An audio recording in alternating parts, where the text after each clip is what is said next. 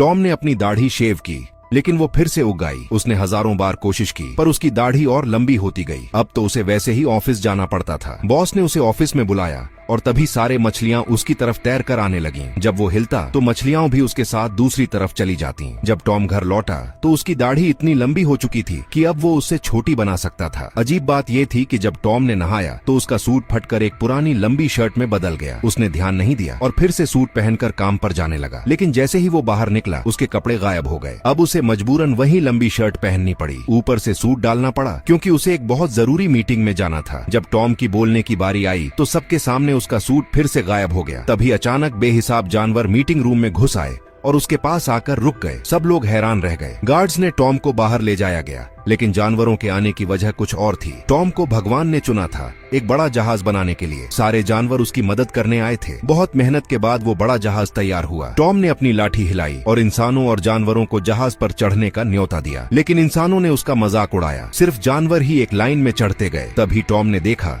कि दूर बांध में दरार पड़ चुकी है, पानी बाहर निकल रहा है। डर के मारे वो भागकर जहाज के सामने वाले हिस्से में गया और गांव वालों को चिल्लाकर कहा कि सब जहाज पर चढ़ जाए और भागे। लेकिन किसी के समझने से पहले ही बांध टूट गया और पूरी घाटी में पानी भर गया। अब सबको समझ आया कि हालात बहुत खराब हैं। बाढ़ छोटे शहर की तरफ बढ़ रही थी। डर के मारे सब लोग जान बचाने के लिए भागे और जहाज तक पहुंचे। पानी इतनी तेजी से आया कि सब बस डेक तक पहुंच ही पाए थे कि बाढ़ ने जहाज को धक्का मार दिया। गांव के सारे घर बह गए, लेकिन शुक्र था कि वो जहाज मजबूत था और पलटा नहीं। सब लोग किसी तरह सुरक्षित थे, कम से कम कुछ समय के लिए।